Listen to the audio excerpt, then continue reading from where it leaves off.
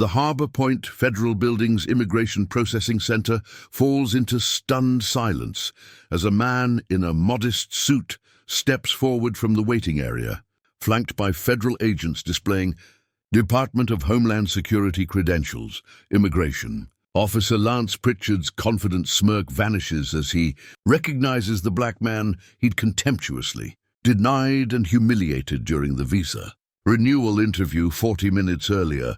"Good afternoon, staff," Director Malcolm Adeyemi announces, his voice carrying unmistakable federal authority throughout the processing hall.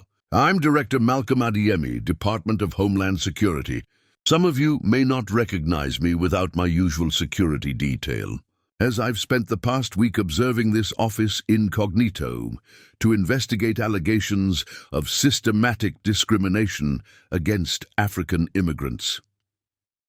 His eyes lock onto Pritchard, who has gone pale. "Officer Pritchard, I just watched you deny my brother-in-law Chidi Nwosu's legitimate H-1B visa renewal, fabricate violations in his employment documentation, and tell him that people from your country should be grateful for any time in America and shouldn't make demands about legal rights." The gathered staff and waiting immigrants freeze in recognition.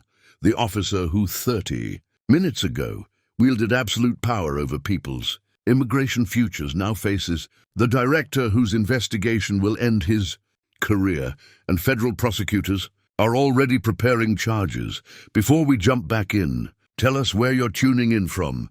And if this story touches you, make sure you're subscribed, because tomorrow I've saved something extra special for you.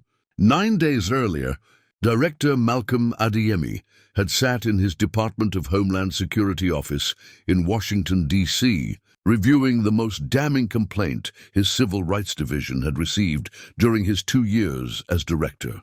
At 49, Adeyemi had built his career on immigration reform, having immigrated from Kenya with his family at age 12 and experienced firsthand the anxiety and vulnerability that defined the immigrant experience in America.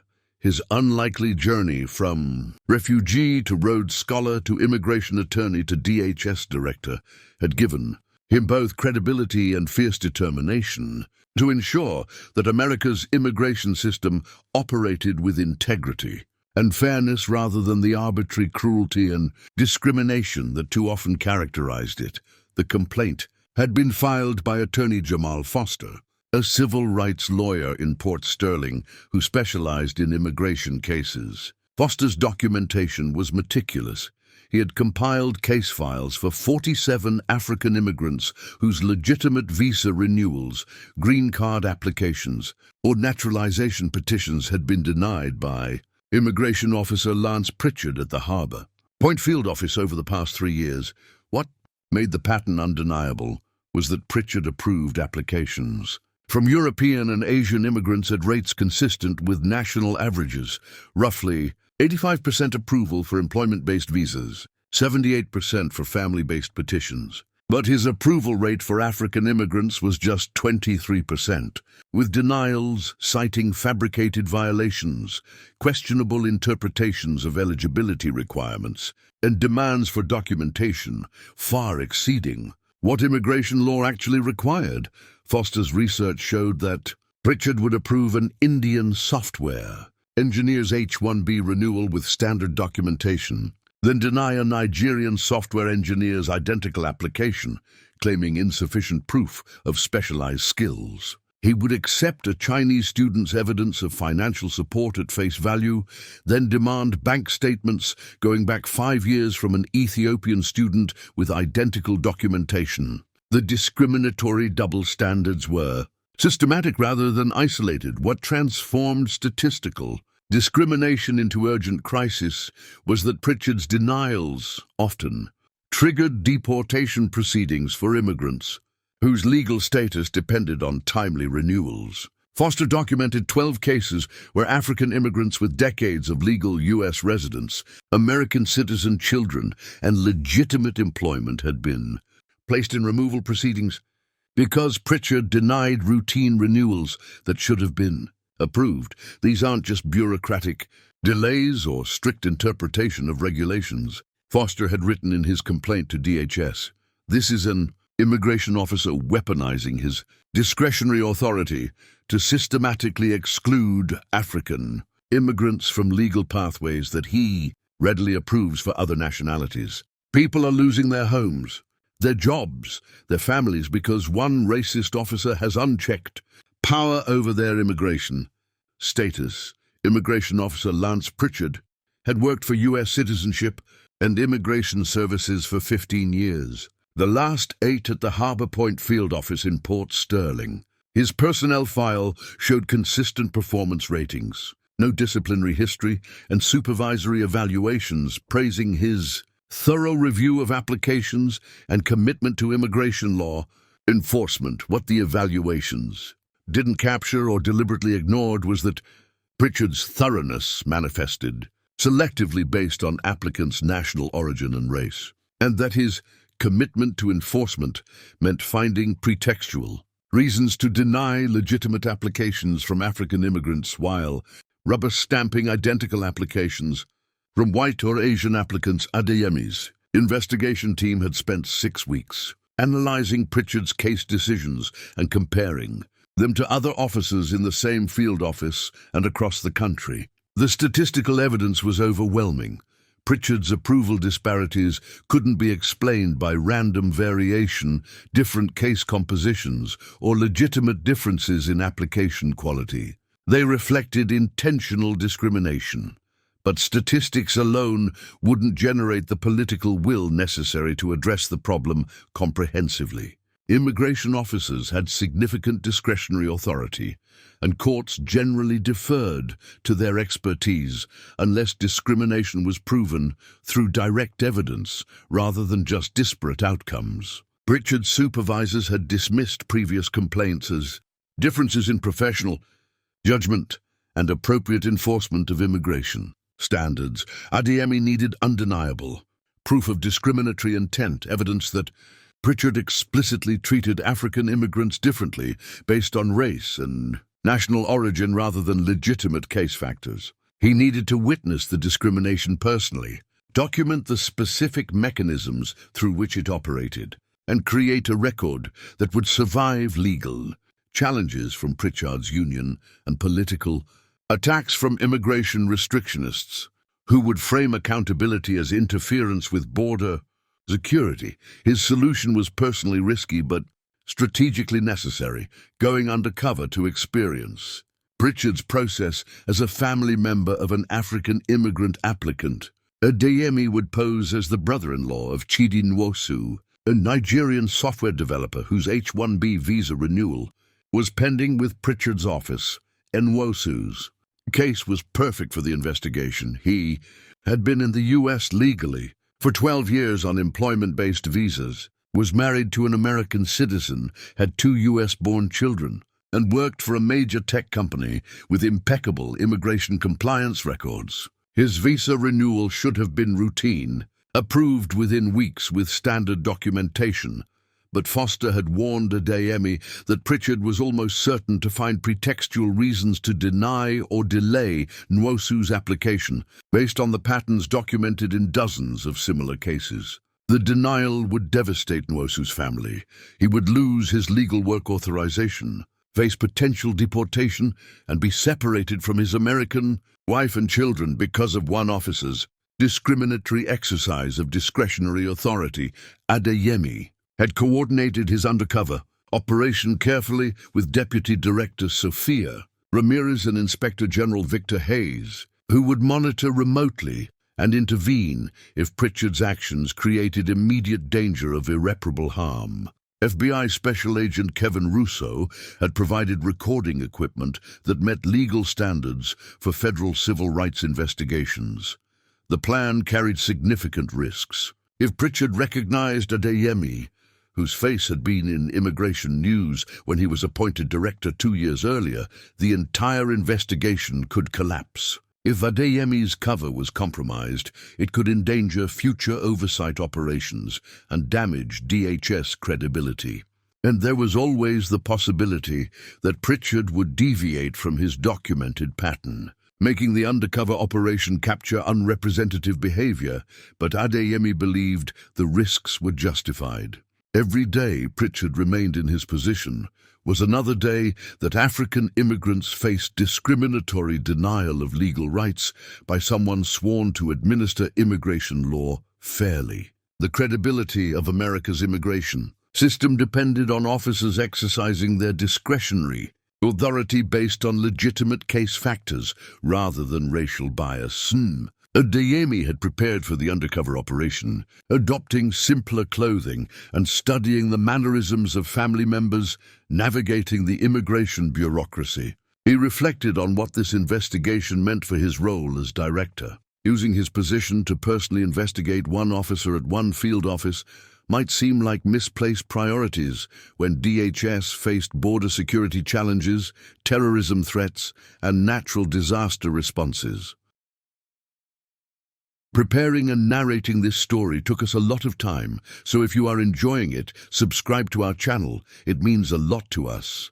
Now back to the story. But Adeyemi had always believed that protecting civil rights was inseparable from national security, that an immigration system operating with integrity and fairness was essential to America's security and values.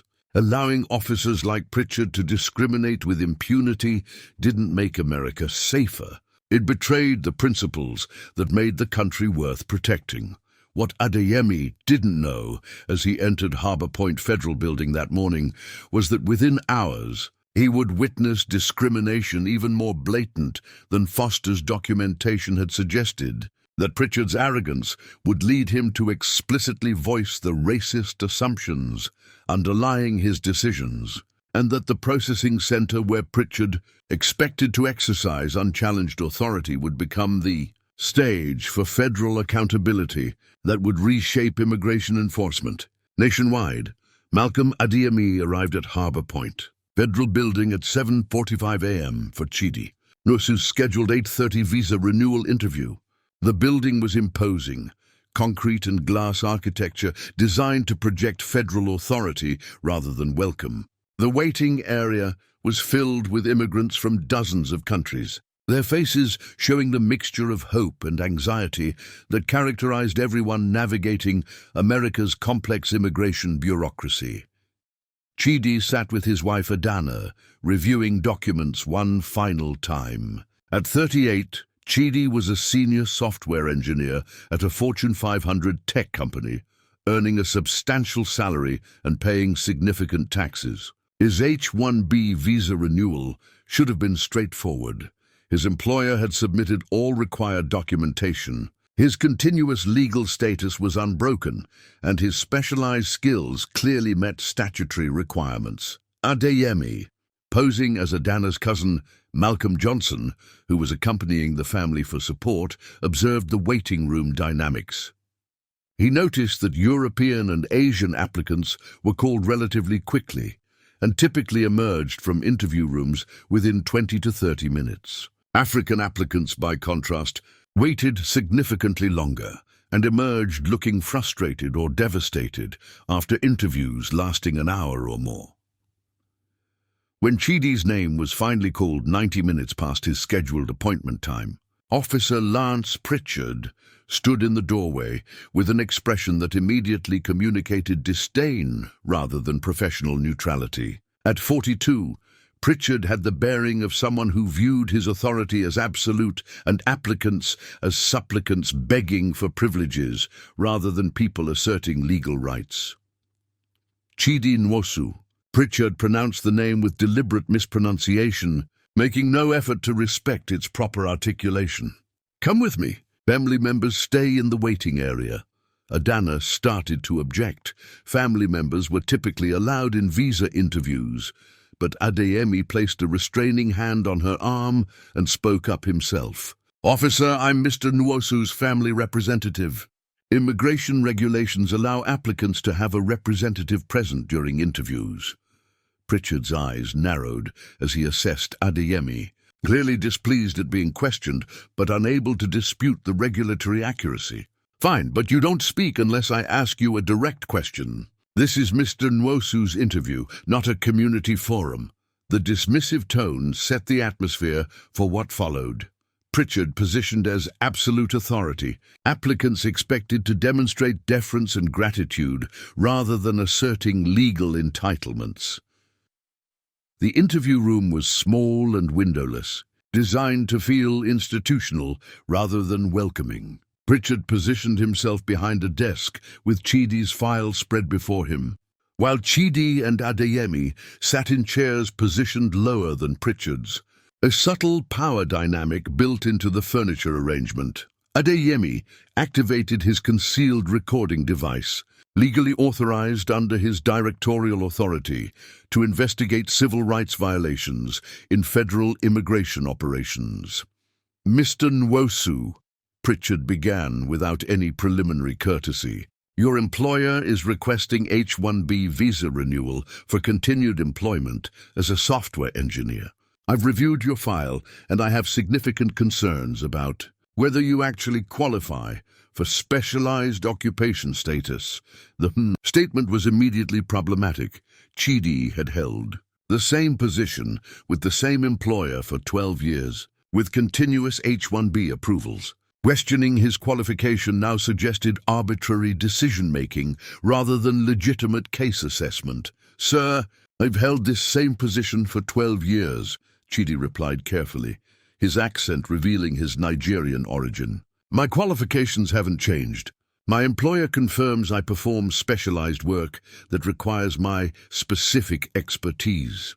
Pritchard's expression showed irritation at what he perceived as inappropriate pushback. "Mr. Nwosu, I determine whether you meet statutory requirements, not you and not your employer. I'm looking at your job description, and I see tasks that could be performed by someone without your claimed specialized knowledge. Writing code, attending meetings, reviewing technical documents, these are routine duties, not specialized occupation work." The characterization deliberately minimized Chidi's actual responsibilities. His job involved architecting complex systems, leading technical teams, and developing proprietary algorithms, work that clearly met the H-1B specialized occupation standard. But Pritchard was applying reductive interpretation designed to manufacture grounds for denial.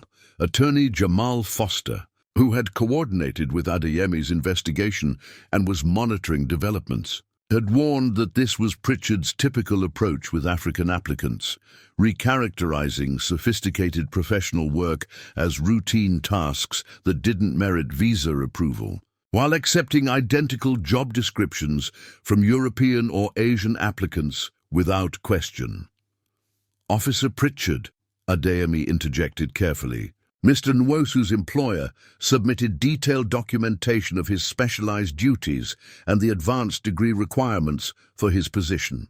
That documentation should satisfy the statutory standard for H-1B eligibility." Pritchard turned his attention to Adeyemi with barely concealed hostility. "Are you an immigration attorney, Mr. Johnson?" "I'm a family representative familiar with immigration law," Adeyemi replied. "Technically accurate while omitting his actual position. Then you should know that I have discretionary authority to assess whether claimed specialized occupation status is genuine or exaggerated. Many applicants and their employers inflate job descriptions to manufacture visa eligibility. I'm responsible for ensuring the integrity of our immigration system by identifying those cases." The framing revealed Pritchard's approach, presuming fraud and requiring applicants to overcome suspicion rather than evaluating applications based on submitted evidence. What happened next exposed the racial dimension explicitly. Pritchard pulled out another file and made a show of comparing it to Chidi's application. "I proved an H-1B renewal yesterday for a software engineer with very similar job duties. But that applicant had more credible documentation and a clearer demonstration of specialized skills. The difference is that some applicants take visa requirements seriously and provide thorough evidence, while others seem to think that minimal documentation should be accepted without scrutiny." Adeyemi noticed that the comparison file showed an applicant with a Polish surname, European, white, and apparently deserving of approval for identical work that Pritchard was questioning. When performed by an African applicant, what specific additional documentation do you require from Mr. Nwosu that would satisfy your concerns? Adeyemi asked, wanting Pritchard's discriminatory double standards documented clearly. Pritchard's response was telling. I need evidence that his work actually requires specialized knowledge that couldn't be performed by a U.S. worker. Given the prevalence of fraud in H-1B applications from certain countries, I require more substantive proof than what's been provided. The phrase certain countries made explicit what his disparate approval rates had already demonstrated. Pritchard viewed applications from African countries as presumptively fraudulent while accepting applications from European countries as presumptively legitimate. Chidi, maintaining remarkable composure despite the clear bias, attempted to provide the requested evidence. Officer, I can provide technical documentation of my proprietary algorithm development, letters from colleagues confirming my specialized expertise, and evidence of industry recognition for my work. What specific materials would address your concerns? Rather than appreciating Chidi's cooperative response, Pritchard interpreted it as further evidence of problematic behavior. Mr. Nwosu, your insistence on arguing with my assessment rather than accepting my professional judgment raises additional concerns about your respect for U.S. immigration authority. People from your country need to understand that coming to America is a privilege, not a right, and that privilege can be revoked. When you demonstrate inappropriate attitudes toward the officers responsible for administering immigration law, the statement was stunning in its explicitly discriminatory framing. People from your country needed to demonstrate deference to authority as a condition of legal status, while applicants from other countries were apparently entitled to question decisions without similar character assessments. Adeyemi watched Adana through the interview room's window as she sat in the waiting area, her face showing the stress of knowing her husband's legal status and their family's stability were being determined by someone who had decided before the interview began that Chidi didn't deserve approval. Officer Pritchard, Adeyemi said carefully, Mr. Nwosu has been in the U.S. legally for 12 years. He has American citizen children, pays substantial taxes, and has never violated any immigration requirements. Surely his track record demonstrates that he takes U.S. law seriously and deserves fair consideration of his renewal application. Pritchard's response revealed the hopelessness of appealing to fairness. Mr. Johnson, past legal status doesn't entitle anyone to future visa approvals. Every application is evaluated on its own merits. And frankly, the fact that Mr. Nwosu has been here for 12 years on temporary visas raises questions about why he hasn't pursued permanent residence if he genuinely intends to contribute to America. Long term, the circular logic was designed to be impossible to satisfy. Temporary visa holders were criticized for not seeking permanent status. But Pritchard's pattern showed he also denied green card applications from African immigrants, trapping them in permanent temporary status, vulnerable to his discriminatory exercise of authority. After 90 minutes of questioning that demanded evidence far beyond statutory requirements, Pritchard delivered his predetermined decision. Mr. Nwosu, I'm denying your H-1B renewal. The documentation provided doesn't adequately demonstrate that your position qualifies as specialized occupation. You have 30 days to depart the United States or file an appeal, though I should warn you that appeals of my decisions are rarely successful. Your work authorization terminates immediately upon this denial. The devastating consequences were immediate. Chidi would lose his job, his family would lose their health insurance and income, and he faced potential deportation from the country, where his children were citizens and his wife was born. The immediate aftermath of Chidi Nwosu's denial demonstrated both the human devastation of Pritchard's discrimination and the institutional mechanisms that had allowed it to continue unchecked for years. Adana Nwosu, watching her husband emerge from the interview room with a denial notice, broke down in tears. "What do we do?" she asked Adeyemi, not knowing he was the DHS director. "Chidi has 30 days before he's deportable. Our kids are 6 and 8. How do I explain that their father is being forced to leave because some officer decided he doesn't belong here?" Her anguish crystallized the human cost of Pritchard's discrimination, not abstract statistics about approval rates, but actual families being torn apart by an officer's racist exercise of discretionary authority. Adeyemi maintained his cover while offering what support he could. Attorney Foster is already preparing an appeal and exploring other legal options. This isn't over, but he knew from Foster's research that Pritchard's denials were rarely overturned on appeal because District Supervisor Philip Crowley, who reviewed appeals, consistently deferred to his officer's professional judgment rather than examining whether that judgment reflected bias rather than legitimate case assessment. Chidi sat in the waiting area, processing the reality that 12 years of legal residence, continuous employment, and scrupulous immigration compliance had been erased by one officer's discriminatory decision. "I did everything right," he said quietly. "I followed every rule, paid every fee, submitted every document. And it didn't matter because Officer Pritchard decided that someone from Nigeria doesn't deserve to stay in America." His accurate assessment of what had just happened, that compliance with law was insufficient protection against discriminatory officials, contradicted the narrative that legal immigration provided a reliable pathway for those who followed the rules.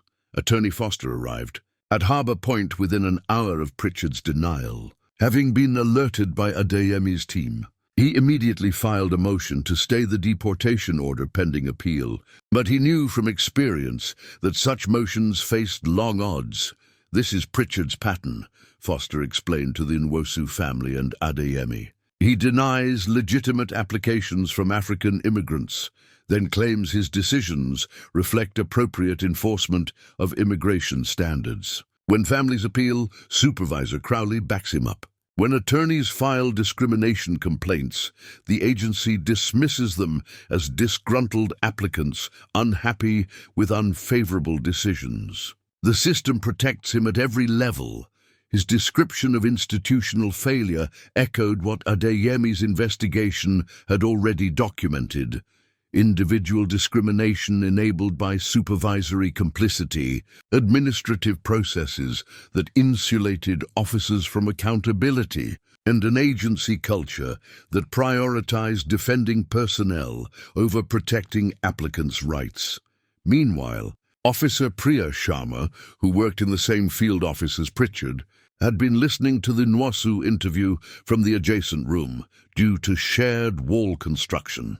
She'd heard enough to know that Pritchard's questioning and denial were discriminatory, but challenging a senior colleague's decisions seemed professionally. Suicidal Sharma had immigrated from India 15 years earlier and had joined USCIS, hoping to help other immigrants navigate the system with dignity. Instead, she'd watched Pritchard systematically discriminate against African applicants, while supervisors praised his rigorous standards and dismissed complaints as baseless. She approached Adeyemi in the waiting area, her voice low. "I overheard Mr. Nwosu's interview. What Officer Pritchard did was wrong.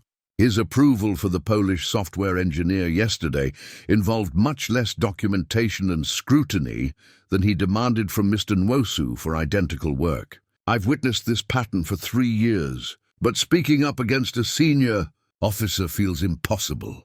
Her whispered acknowledgement of discrimination validated what Adeyemi had witnessed, while also revealing the intimidation that prevented other officers from challenging Pritchard's practices. "Document what you've witnessed," Adeyemi told her quietly. "Specific cases, dates, comparisons of how different applicants are treated. That documentation could be crucial for protecting the families from what the Nwosus are experiencing." What Sharma didn't know was that her observations would soon be requested formally by the DHS Inspector General as part of an investigation that would extend far beyond one denied visa renewal. That afternoon, Pritchard participated in a staff meeting where Supervisor Crowley praised his commitment to maintaining immigration integrity and noted that his denial rates demonstrated appropriate skepticism toward questionable applications. The praise revealed how discrimination was being institutionally rewarded. Pritchard's high denial rates for African applicants were interpreted as rigorous enforcement rather than bias, giving him professional incentive to continue discriminatory practices. Officer Melissa Drake, Pritchard's close colleague who had adopted similar practices, expressed frustration during the meeting about applicants who refuse to accept decisions gracefully and immediately start threatening appeals and discrimination complaints. Some applicants seem to think that throwing around accusations of bias will pressure us into approving applications that don't meet standards, Drake complained.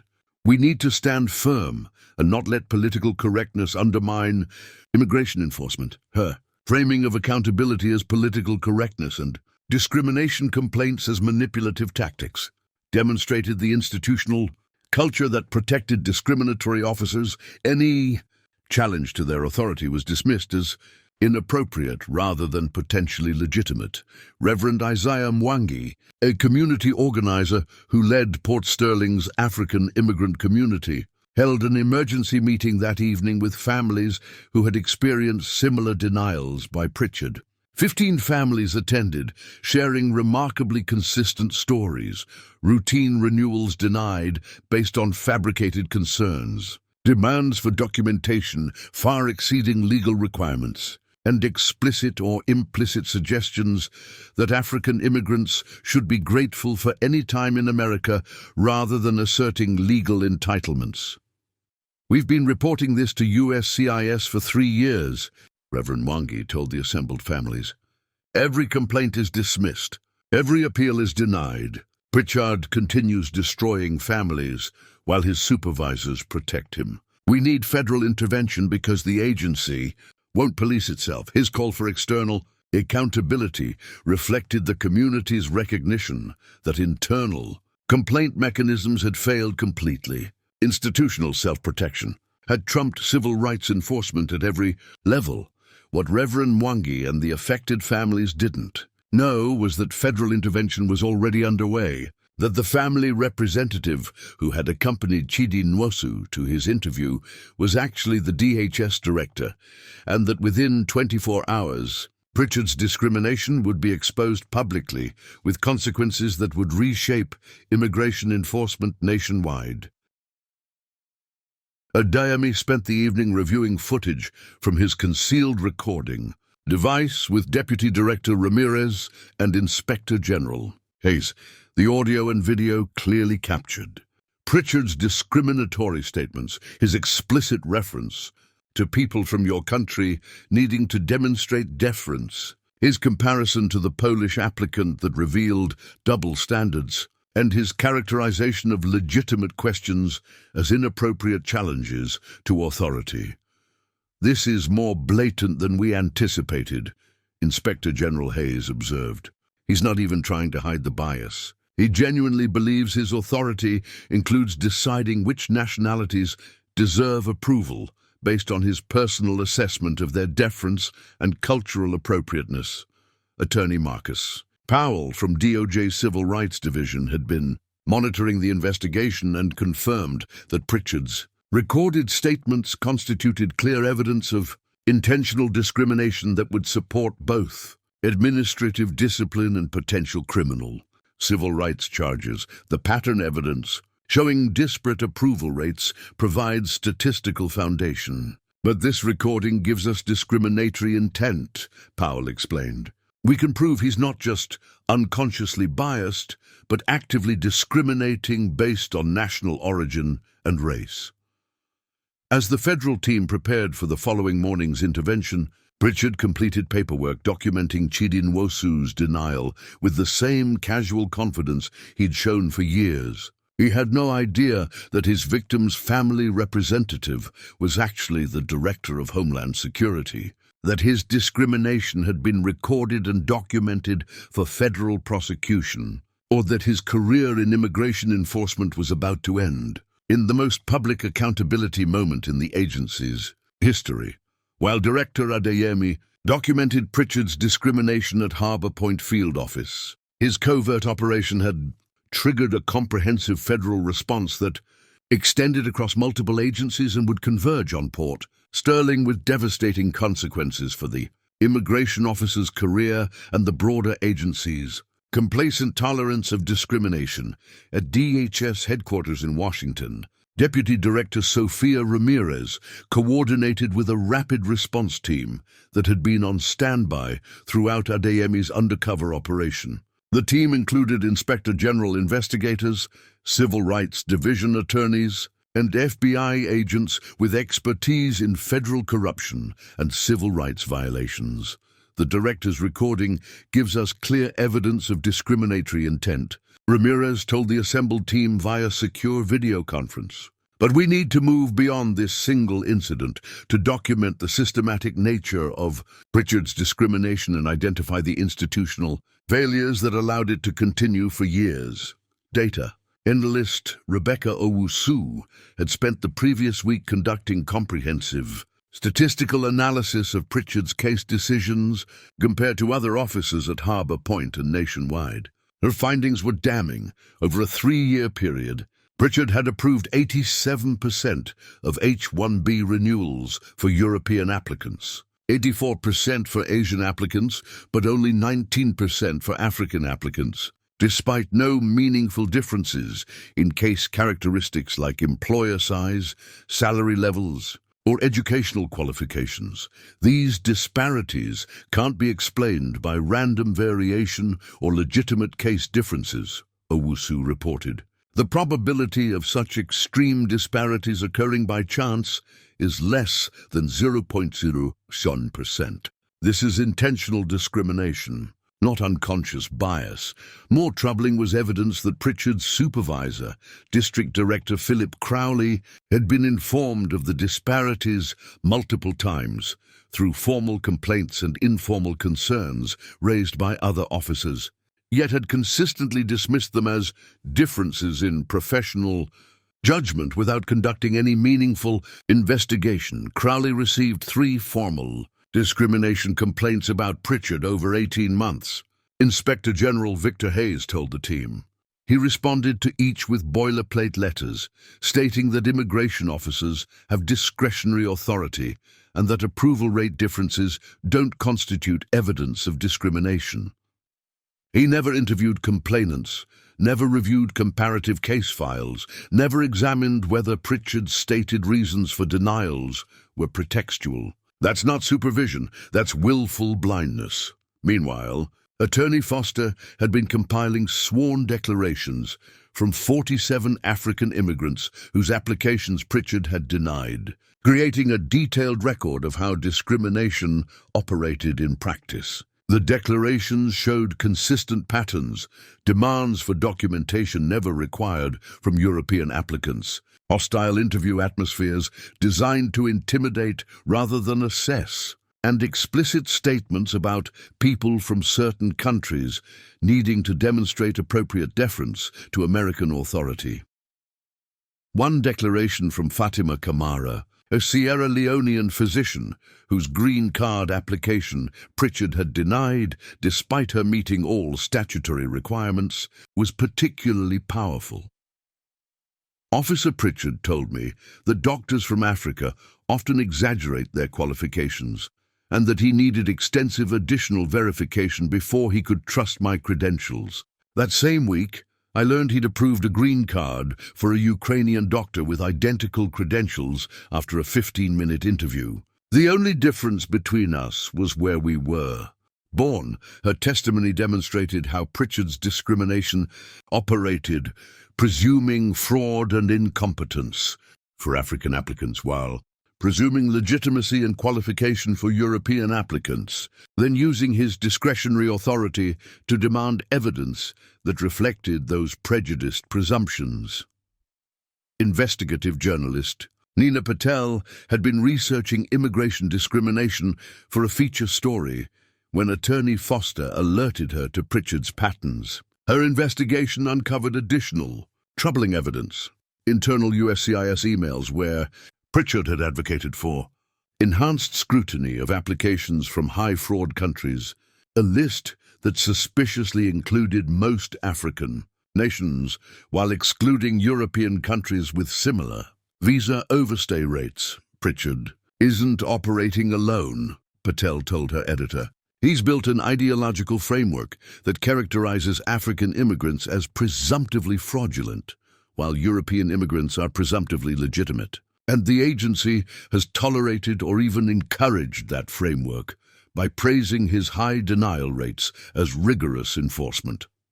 Her reporting would be published the morning after Adeyemi's planned revelation, providing external journalistic validation of federal findings. Back at Harbour Point, caseworker Angela Frost had been documenting Pritchard's discrimination in private notes for 2 years. Afraid to report it formally, but unwilling to stop bearing witness to injustice. She had recorded instances where Pritchard approved applications lacking required documentation for European applicants while denying African applications that exceeded documentation requirements when Inspector General Hayes' team reached out requesting confidential interviews with Harbour Point staff.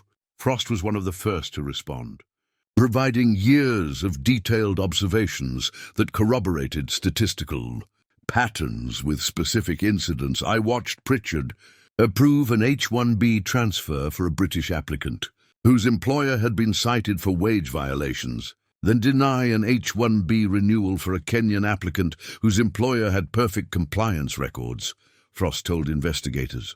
When I asked him about the inconsistency, he told me that some countries produce workers who genuinely contribute to America, while others send people looking for handouts. That's not immigration enforcement, that's racism.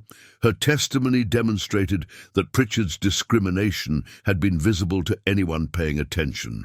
But institutional culture had prevented observations from triggering accountability. FBI. Special Agent Kevin Russo had been conducting a parallel investigation into whether Pritchard had accepted bribes to approve applications, suspecting that his extraordinarily low approval rates for African applicants might reflect a scheme where approval required unofficial payments. While the investigation hadn't found evidence of bribery, it had uncovered something arguably worse. Pritchard genuinely believed his discrimination was appropriate immigration enforcement, not corruption requiring concealment. He's not hiding his bias because he doesn't recognize it as bias, Russo reported. He views African immigrants as categorically less desirable and less trustworthy than European immigrants, and he believes his job is to filter out the undesirable while admitting the desirable. He's weaponizing discretionary authority to implement personal prejudice as official policy. The finding meant accountability couldn't stop with criminal charges. It required systematic reform of how discretionary authority was exercised and monitored throughout the immigration system.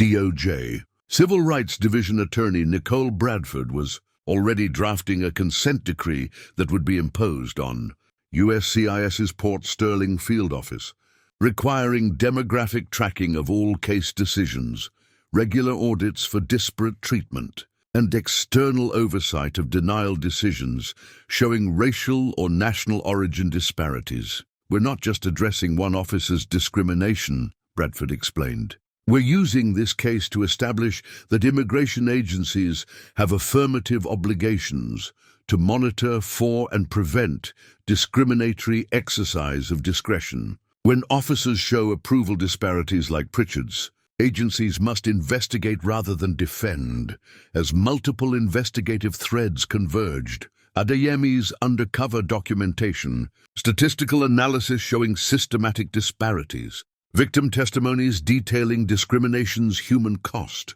journalist investigation revealing institutional tolerance of bias, and whistleblower accounts from agency insiders, the stage was set for comprehensive accountability that would extend far beyond one immigration officer's career. What Pritchard didn't know as he completed his evening paperwork documenting another day of denials that destroyed immigrant families' dreams, was that federal prosecutors were finalizing charges, that his supervisor's complicity was being documented for administrative discipline, and that the Harbour Point field office where he'd wielded unchecked discriminatory authority would become the epicenter of immigration reform that would reshape how America administered legal immigration nationwide. The formal tone and federal presence made clear this wasn't a routine administrative visit, but an enforcement action with serious consequences. Pritchard emerged from his office, his expression shifting from irritation to confusion as he recognized Malcolm Johnson from the previous day's Nwosu interview, now standing in federal authority. The pieces hadn't quite connected yet. He saw the DHS director, but hadn't realized they were the same person.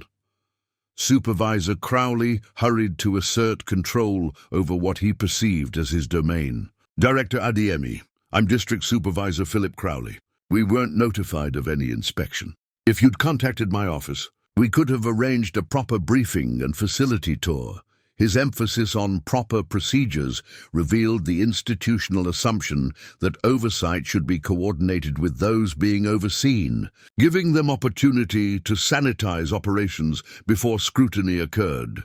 This isn't an inspection, Supervisor Crowley, Adeyemi replied. It's an intervention based on documented civil rights violations that your office has failed to address despite repeated complaints. Deputy Director Ramirez stepped forward with formal documentation.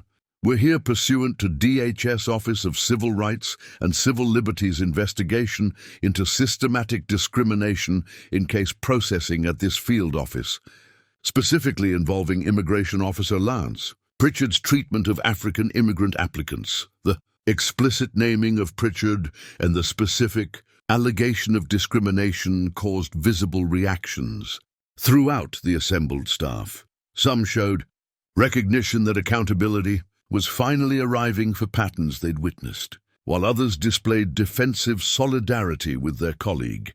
Pritchard finally found his voice, though it lacked his usual confidence. Director, I don't know what you've been told, but I process cases according to immigration law and agency policy. If someone has filed a complaint about a denial, that's their right. But unfavorable decisions aren't discrimination. The defensive response assumed Adeyemi's investigation was based on second-hand complaints rather than direct observation. Pritchard still hadn't recognized that the director had personally witnessed his discrimination. Officer Pritchard, Adeyemi said, his voice carrying throughout the processing hall. Yesterday, I sat in your interview room as you denied Chidi Nwosu's H-1B visa renewal. I was there when you told him that people from your country need to understand that staying in America is a privilege requiring deference to immigration authority.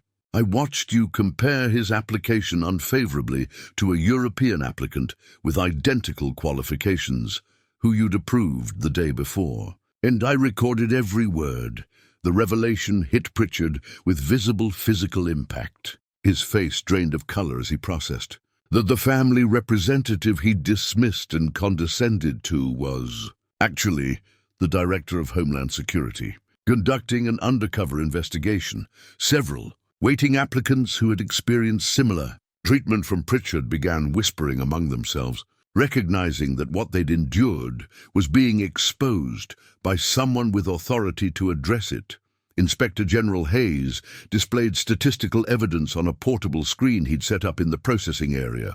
Over the past 3 years, Officer Pritchard approved 87% of European applicants' cases, 84% of Asian applicants' cases, and 19% of African applicants' cases. These disparities persist across all visa categories and can't be explained by differences in case characteristics. This is systematic discrimination, not rigorous enforcement. The data presentation transformed abstract allegations into concrete evidence that made denial impossible for anyone viewing it honestly. Attorney Foster, who had been waiting in the lobby with several of his African immigrant clients, entered the processing hall with documentation of the 47 cases he'd compiled. Director Adeyemi, I represent dozens of African immigrants who experienced treatment identical to what you witnessed with Mr. Nwosu. Officer Pritchard has been systematically denying legitimate applications from African immigrants for years, while this office's supervisors dismissed every complaint as baseless. His intervention demonstrated that Adeyemi's investigation had external corroboration from advocates who had been documenting the discrimination independently. Supervisor Crowley attempted to defend his subordinate and his own oversight failures. Director Officer Pritchard processes hundreds of cases annually. Approval rate differences might reflect different case compositions or legitimate variations in how officers assess discretionary factors. Without detailed case-by-case review, statistical disparities don't prove discrimination. The defensive response revealed the rationalization that had protected Pritchard for years, treating obvious patterns as coincidental until proven otherwise, placing the burden on victims to prove discrimination rather than requiring officers to justify disparities. Adeyemi's response dismantled the defense systematically. Supervisor Crowley, you received 3 formal discrimination complaints about Officer Pritchard over 18 months. You dismissed each one without interviewing complainants, without comparing Pritchard's denied cases to his approved cases, and without examining whether his stated reasons for denials reflected legitimate concerns or pretextual justifications for bias. That's not supervision. That's enabling discrimination through willful ignorance. He turned to address the assembled staff and waiting applicants directly. Everyone here needs to understand what happened at this office.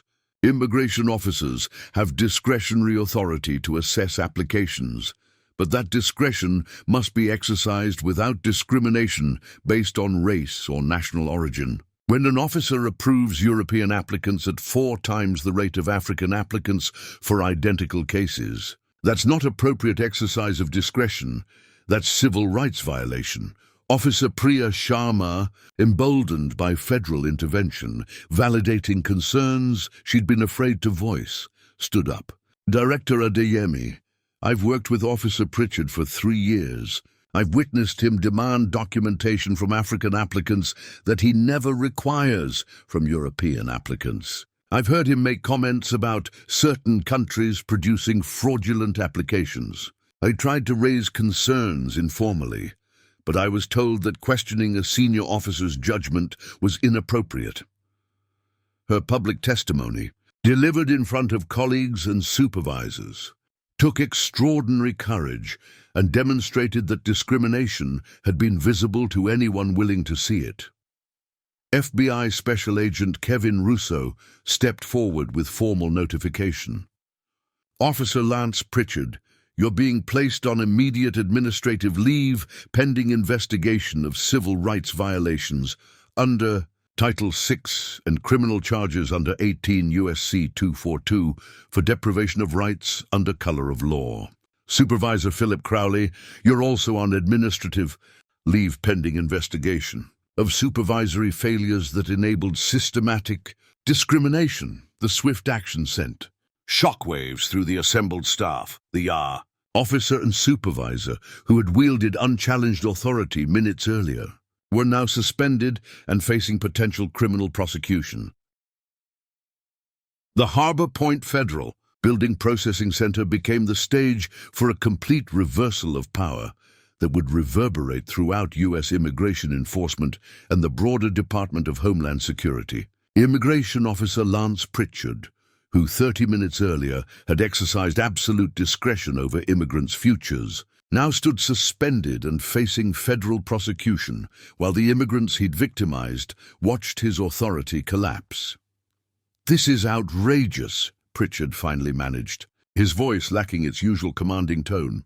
"You conducted a covert operation without my knowledge, recorded a confidential interview, and now you're destroying my career based on one case where I exercised legitimate professional judgment about an applicant's qualifications." His framing of systematic discrimination as one case, and legitimate judgment revealed either genuine inability to recognize his bias or deliberate deflection from accountability. Director Adeyemi met his indignation with devastating precision. Officer Pritchard, this isn't about one case. It's about 47 documented cases where you denied legitimate applications from African immigrants while approving identical applications from European immigrants. It's about you telling Chidi Nwosu that people from your country need to demonstrate deference. It's about you creating a processing environment where African immigrants face presumption of fraud while European immigrants face presumption of legitimacy. He played audio from the previous day's recording, Pritchard's own voice filling the processing hall.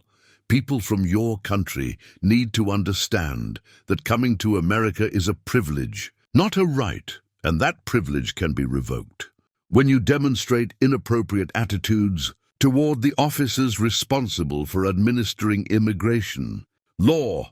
Hearing his discriminatory statement broadcast to the assembled staff, applicants, and federal investigators made denial impossible. Several African immigrants in the waiting area nodded in recognition. They'd heard similar statements during their own interviews with Pritchard. Chidi and Adana Nwosu entered the processing hall, having been contacted by Attorney Foster about the federal intervention. Chidi's expression showed a mixture of vindication and residual trauma from his denial experience. Mr. and Mrs. Nwosu, Adeyemi addressed them directly. Officer Pritchard's denial of your H-1B renewal is rescinded effective immediately. Your legal status is restored. Your work authorization continues without interruption. And you have my personal apology that you experienced discrimination from an officer sworn to administer immigration law fairly. The immediate remediation demonstrated that accountability meant more than punishing perpetrators. It required restoring victims to the position they would have occupied but for the discrimination. Adana spoke through tears. We've been terrified for 2 days that Chidi would be deported, that our family would be separated, that 12 years of legal residence would end because one officer decided my husband doesn't belong here. Knowing that someone with authority was watching and documenting what happened, that makes the nightmare feel less hopeless. Her testimony personalized the abstract concept of civil rights enforcement, making clear that Adeyemi's investigation had protected a real family from devastation. Supervisor Philip Crowley attempted to distance himself from Pritchard's actions. Director Adeyemi, I supervised Officer Pritchard's work through performance reviews and approval rate monitoring. If he was discriminating, it wasn't apparent from the metrics I tracked. I can't be held responsible for bias I had no way to detect. The defense of willful blindness collapsed under scrutiny. Deputy Director Ramirez responded, Supervisor Crowley, you received formal written complaints documenting that Officer Pritchard approved European applicants at 4 times the rate of African applicants. You had access to demographic data showing these disparities. You chose not to investigate because doing so would have required acknowledging problems in your district. That's not innocent oversight. That's complicity through institutional protection, Inspector. General Hayes displayed emails where Crowley had praised Pritchard's rigorous case assessment and appropriately high denial rates, revealing that discrimination had been institutionally rewarded rather than deterred. Officer Melissa Drake, who had adopted similar discriminatory practices, realized her own vulnerability and attempted preemptive defense. Director, if there are approval rate disparities across the office that might reflect training issues or unclear guidance about documentation standards rather than individual discrimination, we need better policies, not personnel punishment. Her attempt to reframe systematic discrimination as policy ambiguity demonstrated the institutional resistance to acknowledging that officers had actively chosen bias rather than passively followed flawed procedures. Adeyemi's response was uncompromising. Officer Drake, immigration law specifies documentation requirements clearly. The difference between officers who discriminate and those who don't isn't unclear policy. It's whether they apply those requirements consistently regardless of applicants' national origin. Officers like Priya Sharma process cases fairly. Officers like Lance Pritchard weaponize discretion to exclude immigrants they personally deem undesirable. That's not a training problem, that's a character problem. Caseworker Angela Frost, whose 2 years of private documentation had provided crucial corroborating evidence, spoke publicly for the first time. I've watched Officer Pritchard approve European applicants missing required documents while denying African applicants who exceeded requirements. When I asked about the inconsistency, he told me some nationalities deserve benefit of the doubt, while others merit heightened scrutiny. I documented everything because I knew this was wrong, but I was afraid to report it formally. Her testimony demonstrated that Pritchard's discrimination had been visible to support staff, despite efforts to conceal it from oversight. Reverend Isaiah Mwangi, representing Port Sterling's African immigrant community, addressed the assembled officials. This community has been reporting Officer Pritchard's discrimination for 3 years. We've filed complaints, documented patterns, and advocated for our members. Every complaint was dismissed. Every pattern was explained away. Families were destroyed, while the agency protected the officer destroying them. Today's accountability only happened because the director personally witnessed what we've been saying all along, that our civil rights claims deserved investigation, not dismissal. His statement challenged the broader system that had required victims to wait for an undercover director to validate their documented experiences before accountability occurred. DOJ. Attorney Nicole Bradford announced criminal and civil consequences. Officer Lance Pritchard, you're being charged with deprivation of rights under color of law, a federal crime carrying up to 1 year imprisonment for each violation. Additionally, the Department of Justice is filing a civil rights lawsuit seeking compensatory damages for the 47 victims we've identified, injunctive relief requiring Port Sterling field office reforms, and pattern or practice, investigation of whether similar discrimination exists at other USCIS offices nationwide, the expansion from individual accountability to systemic. Investigation demonstrated that Pritchard's exposure would catalyze broader reform rather than being treated as an isolated incident. Pritchard made one final attempt to justify himself. Everything I did was to protect American workers and ensure that only truly qualified immigrants received visas. If my approval rates differ by country of origin, that reflects different levels of fraud and qualification from different regions. Not discrimination on my part, the argument that discriminatory outcomes reflected legitimate assessment of national differences rather than officer bias was the classic defense of systematic discrimination. Adeyemi's response was definitive. Officer Pritchard, you approved a Polish software engineer's H-1B with minimal documentation while denying a Nigerian software engineer's application with extensive documentation for identical work. You can't claim that reflects national differences in qualification. It reveals your prejudiced assumptions about which nationalities deserve trust. You didn't protect American workers. You violated immigrants' civil rights based on where they were born. As federal agents escorted Pritchard from the building, several African immigrants who'd experienced his discrimination stood in solidarity. Their presence a silent testimony to the human cost of his abuse of authority. Officer Priya Sharma approached Director Adeyemi after Pritchard's removal.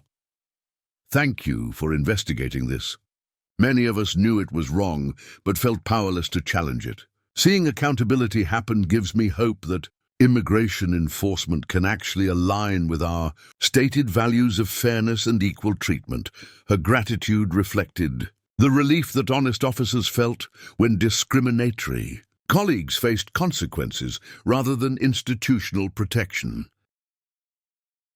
The day following Officer Pritchard's suspension and removal, Director Adeyemi convened an emergency meeting with all USCIS Port Sterling staff, making clear that accountability would extend beyond one officer to examine the institutional culture that had enabled years of discrimination. The conference room was packed with 60 immigration officers, adjudicators, supervisors, and support staff, their expressions ranging from defensive concern to cautious hope that real reform might finally address problems they'd witnessed but felt powerless to challenge. Yesterday, we suspended Immigration Officer Lance Pritchard for systematic discrimination against African immigrant applicants, Adeyemi began without preamble. Some of you worked alongside him. Some of you supervised him. Some of you witnessed his discrimination and said nothing. All of you need to understand that what happened wasn't just one officer's misconduct. It was institutional failure at every level. He displayed comprehensive data analysis on the large screen. Pritchard approved European applicants at 87%, Asian applicants at 84%, and African applicants at 19%. Those disparities were visible in monthly reporting that supervisors received. They were documented in formal complaints that were dismissed without investigation. They were apparent to anyone who compared case files honestly. The question isn't whether Pritchard discriminated. It's why the institution protected him while he did. The direct accusation of institutional complicity created visible discomfort among supervisory staff who had prioritized defending their subordinates over investigating discrimination allegations. Officer Yuki Tanaka, who had maintained fair processing practices despite Pritchard's example, raised her hand. Director Adeyemi, some of us tried to process cases equitably, but we faced implicit pressure to maintain high denial rates. Supervisors praised officers with rates like Pritchard's as rigorous, while suggesting that high approval rates indicated insufficient scrutiny. How do we resist that pressure when it comes from leadership? Her question exposed the institutional incentives that rewarded discrimination. Officers who denied African applications received praise for rigor, while those who approved them faced questions about whether they were being appropriately skeptical. That ends today, Adeyemi stated firmly.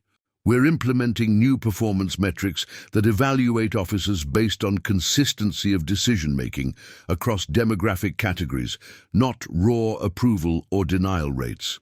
An officer who approves 85% of all applicants, regardless of nationality, will be rated higher than an officer who approves 90% of European applicants and 20% of African applicants. Even though the second officer has a lower overall approval rate, Deputy Director Ramirez outlined additional reforms. Mandatory demographic tracking of all case decisions, with automatic review, triggered by any approval rate disparity exceeding 10% between demographic groups. Quarterly audits by external civil rights experts. Anonymous reporting systems allowing staff to flag discriminatory practices without fear of retaliation, and revised training emphasizing that discretionary authority must be exercised without regard to applicants' national origin or race.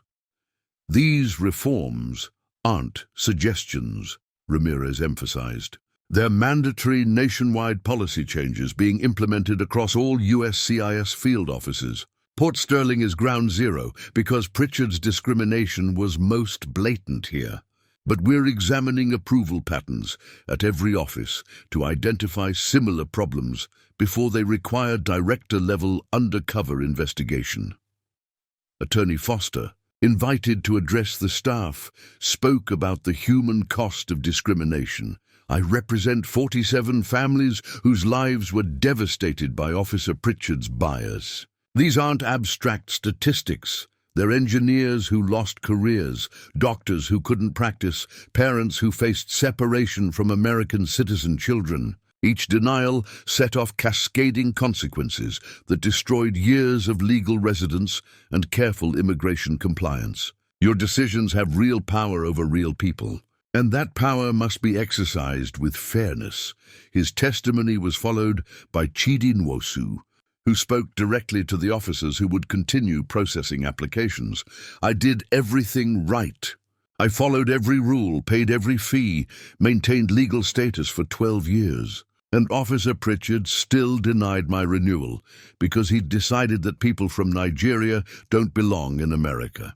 If you're an immigration officer who shares his views, please know that your bias destroys families. My children are 6 and 8. They're American citizens who almost lost their father because one officer couldn't see past his prejudice.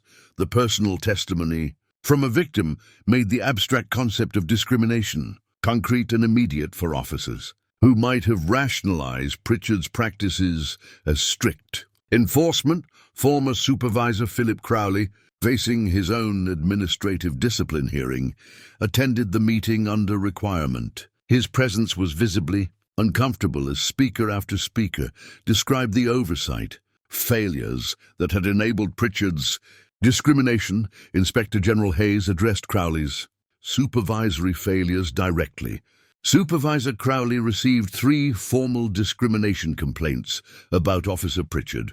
His response to each was a form letter stating that officers have discretion and that denial decisions don't constitute evidence of bias. He never interviewed complainants. He never reviewed comparative case files. He never examined whether Pritchard's approval patterns showed disparities. That's not supervision, that's institutional protection of discrimination. Crowley attempted a defense. I supervised 23 officers processing thousands of cases annually. I can't personally review every decision for potential bias. I relied on Pritchard's professionalism and assumed his judgment was sound. The response that supervisory workload excused failure to investigate documented complaints collapsed. Under scrutiny, you didn't have to review every decision, Adeyemi countered. You had to investigate formal complaints alleging systematic discrimination. You had access to approval rate data showing extreme disparities. You chose not to examine that data because doing so would have required acknowledging problems in your district and taking action against a senior officer. That deliberate avoidance of oversight responsibility is why you're facing administrative discipline. Officer Priya Sharma, promoted to interim supervisor pending permanent leadership appointments, announced immediate procedural changes. Effective today, all denial decisions must be accompanied by specific, documented reasons that cite particular statutory or regulatory requirements the applicant failed to meet. Officers can no longer deny based on vague concerns about qualification or credibility without concrete evidence. Additionally, all denials are subject to peer review by another officer before being finalized. The procedural safeguards were designed to eliminate the subjective discretion that Pritchard had weaponized for discrimination. Caseworker Angela Frost, whose documentation had corroborated federal investigation, was appointed to a newly created civil rights compliance position with authority to flag questionable decisions for review. I spent 2 years documenting discrimination, but feeling powerless to stop it, Frost told the assembled staff. This new position ensures that future observations of bias trigger immediate investigation rather than silent documentation. Discrimination thrives in silence.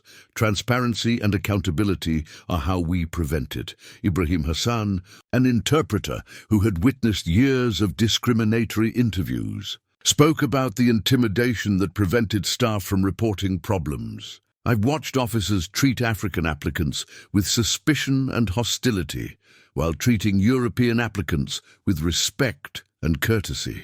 When I mentioned the disparity to a supervisor, I was told that interpreters shouldn't comment on officers' demeanor.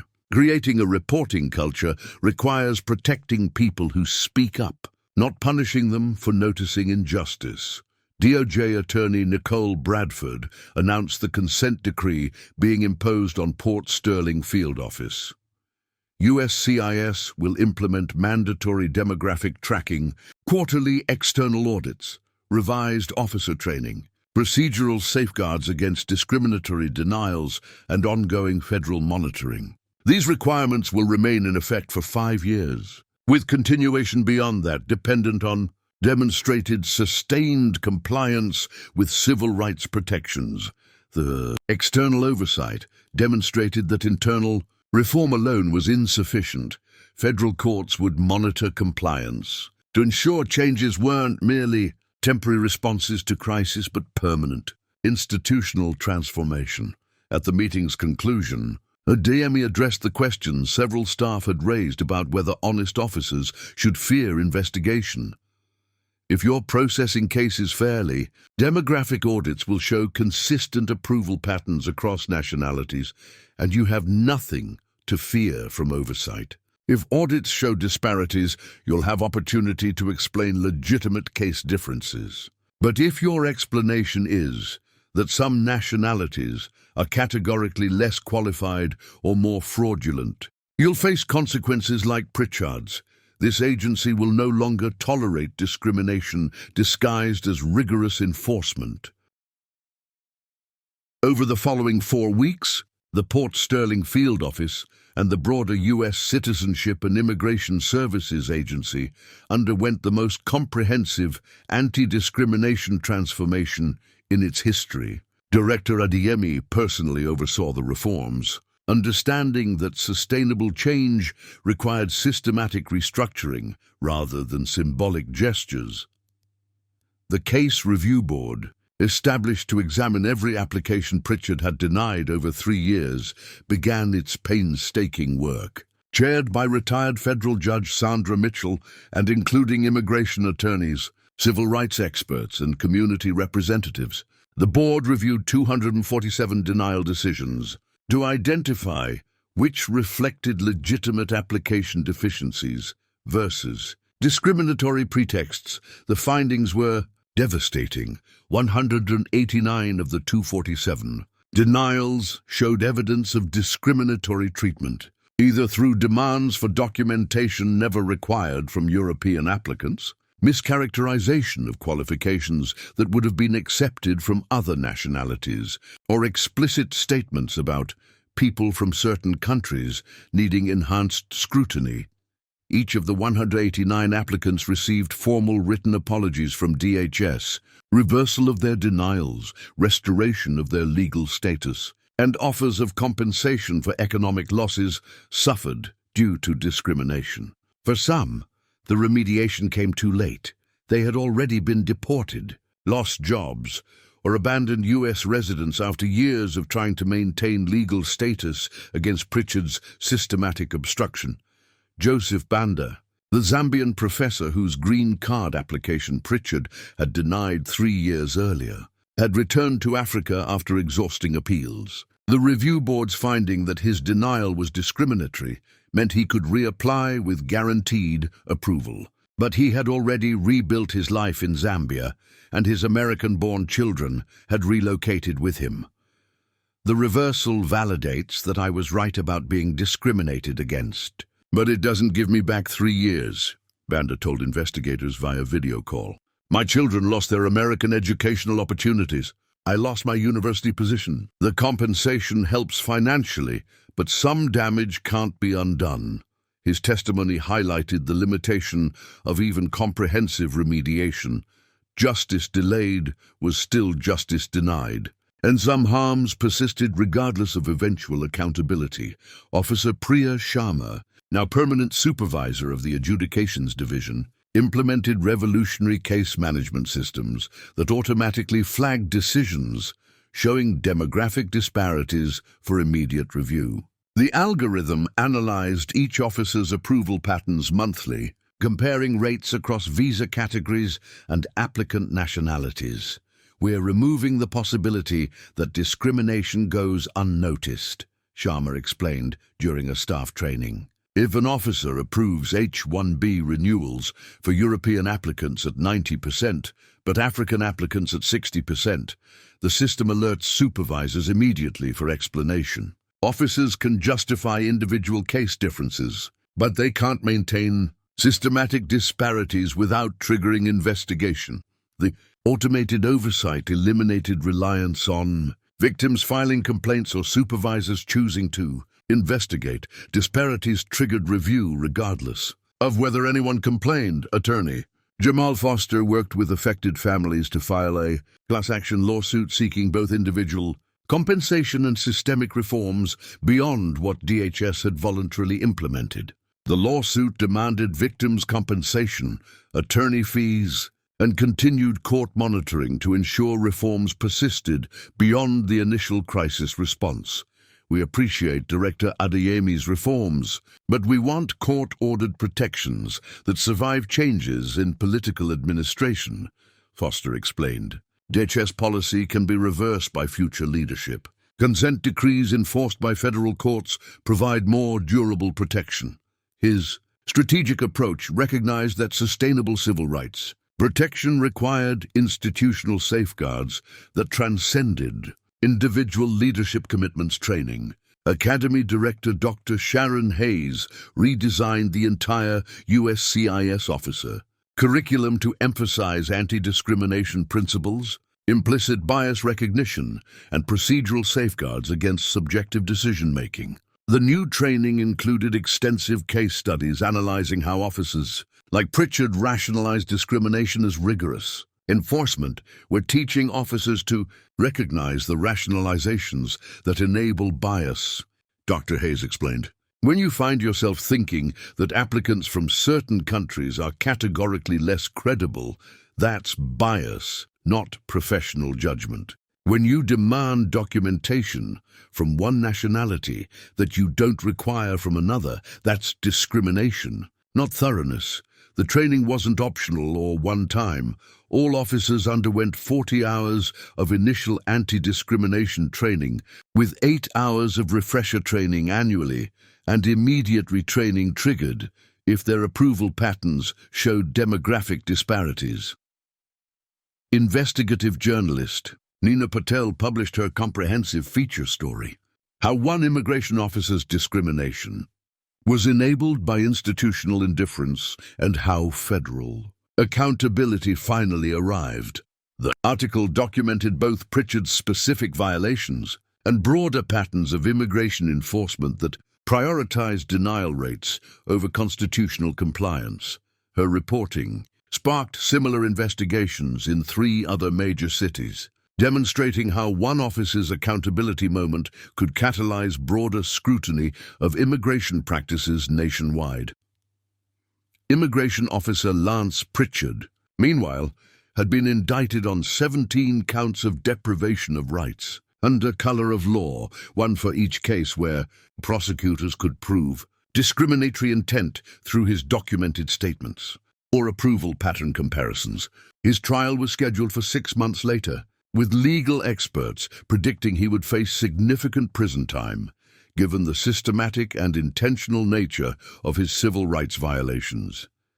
His union initially defended him, claiming that prosecution of discretionary case decisions would have chilling effects on immigration enforcement.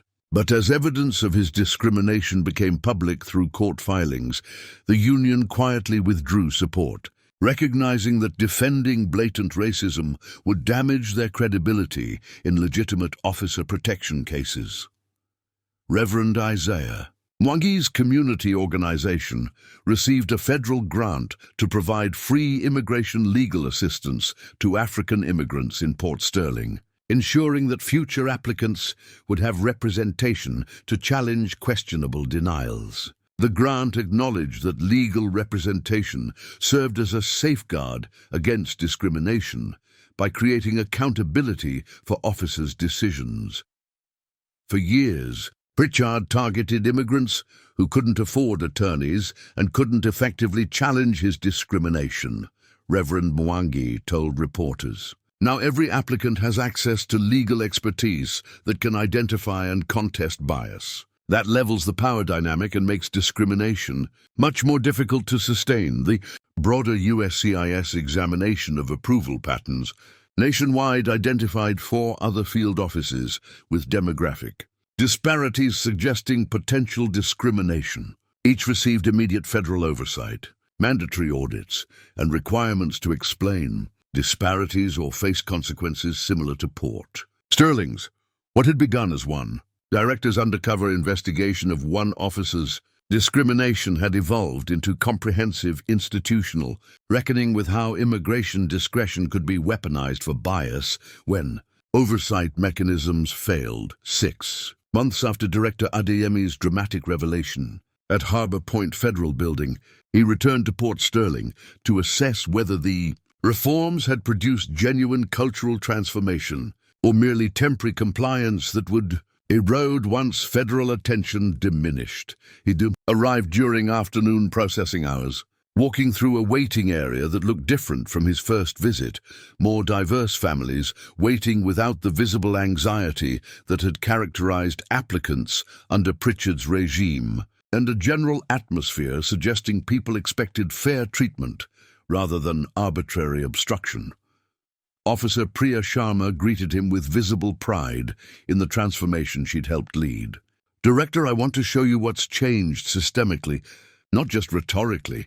She displayed the demographic approval data that had become publicly available monthly, a transparency reform that allowed applicants, attorneys, and advocates to monitor whether officers processed cases equitably. The current data showed approval rates within narrow margins across all nationalities.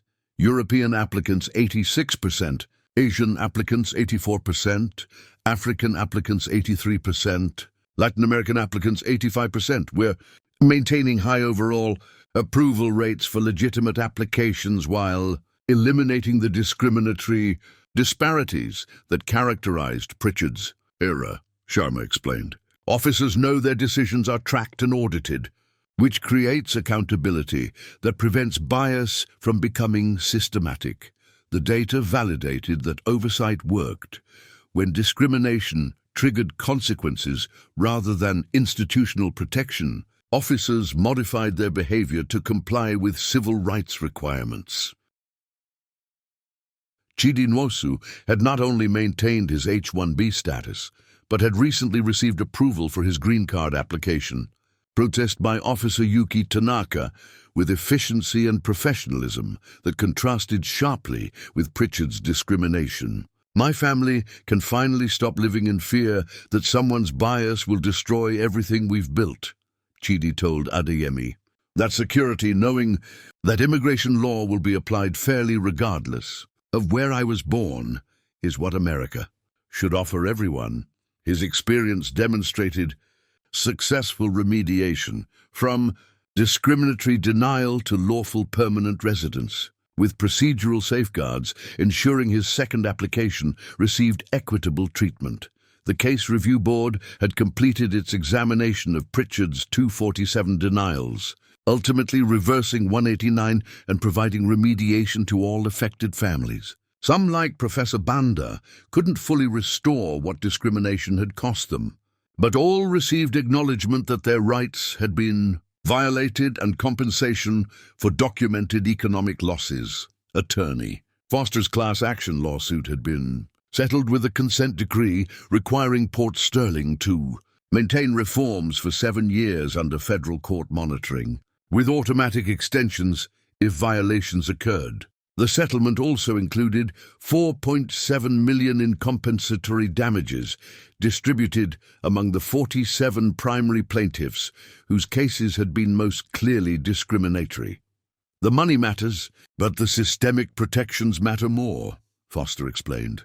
"We've established legal precedent that immigration officers' discriminatory exercise of discretion violates civil rights and triggers both criminal prosecution and civil liability. That precedent will protect immigrants nationwide, not just in Port Sterling." Immigration Officer Lance Pritchard had been convicted on 15 counts of deprivation of rights under color of law and sentenced to 18 months in federal prison, followed by 3 years of supervised release, during which he was prohibited from any employment involving authority over immigration matters. His conviction represented the first time a U.S. immigration officer had been criminally prosecuted for discriminatory case processing, establishing precedent that Adeyemi hoped would deter similar conduct by other officers. Former supervisor Philip Crowley had been demoted to a non-supervisory position at a different field office, His failure to investigate discrimination documented in his personnel file as a permanent mark against his career advancement. The administrative discipline sent a clear message that enabling discrimination through supervisory neglect carried serious professional consequences. Officer Melissa Drake, whose discriminatory practices had mirrored Pritchard's though less extremely, had been required to complete intensive retraining and remained under enhanced monitoring, showing her approval patterns had normalized. After facing accountability threat, Reverend Mwangi's Community Legal Assistance Program had helped 63 African immigrants successfully navigate visa renewals and green card applications in the 6 months since its establishment, with zero denials attributed to discriminatory treatment. "We're seeing what immigration processing looks like when it operates fairly," Mwangi told Adeyemi. "People submit applications. Officers evaluate them based on statutory requirements, and decisions reflect legitimate case factors rather than bias. It's not complicated. It just requires commitment to equal treatment." Dr. Sharon Hayes's revised training program had been implemented nationwide, with over 8,000 USCIS officers completing the anti-discrimination curriculum. Post-training audits showed measurable reductions in approval rate disparities across all 4 field offices that had initially shown concerning patterns, suggesting that education combined with oversight could modify officer behavior effectively. On Adeyemi's final evening in Port Sterling, he met with the immigrant families whose cases had triggered and been affected by his investigation. The gathering at Reverend Mwangi's church included the Nwosus, Attorney Foster's clients, and community members who had advocated for years before accountability finally arrived. "Thank you for believing us," Fatima Kamara, the Sierra Leonean doctor whose green card Pritchard had denied, told Adeyemi. "We'd been reporting discrimination for years and being dismissed as disgruntled applicants upset about unfavorable decisions. Having someone with authority witness what we'd been experiencing and take action that validated our truth." Her gratitude was echoed throughout the room, but Adeyemi redirected credit. "You documented the patterns, filed the complaints, and refused to accept discrimination as inevitable." Attorney Foster built the legal case. Officer Sharma maintained integrity despite pressure. Caseworker Frost kept records even when reporting seemed futile. This accountability happened because people at every level refused to accept injustice as normal. "I just had the authority to act on what you'd already proven." As Adeyemi prepared to return to Washington, he reflected on what Port Sterling's transformation demonstrated about immigration reform. One officer's discrimination had exposed institutional failures that extended far beyond individual bias, supervisory negligence, inadequate oversight mechanisms, cultural tolerance of disparities, and political resistance to acknowledging that immigration enforcement could violate civil rights. But the accountability that had followed, swift, public, and comprehensive, showed that reform was possible when leadership prioritized civil rights over institutional self-protection. Pritchard's prosecution sent a message that discriminatory officers faced criminal consequences. The consent decree and policy changes created structural safeguards against future bias. And the transparency reforms empowered immigrants and advocates to monitor compliance rather than relying solely on internal agency oversight. The easy path would have been treating Pritchard as an aberration, imposing minimal discipline and declaring the problem solved. Adeyemi's choice to investigate personally, document systematically, and implement comprehensive reforms had been politically risky and operationally complex. But for the 189 families whose lives had been damaged by Pritchard's discrimination, for the thousands of future African immigrants who would receive fair processing, and for the integrity of America's legal immigration system, the difficult path had been necessary. As Adeyemi left Port Sterling, he understood that the work wasn't finished. Maintaining equitable immigration enforcement required sustained commitment rather than crisis response. But Harbour Point Federal Building now stood as proof that discrimination could be identified, exposed, and eliminated when institutions chose accountability over self-protection. And sometimes, that accountability, swift, public, and uncompromising, was exactly what justice required. Up next, you've got two more standout stories right on your screen. If this one hit the mark, you won't want to pass these up. Just click and check them out. And don't forget to subscribe and turn on the notification bell so you don't miss any upload from us.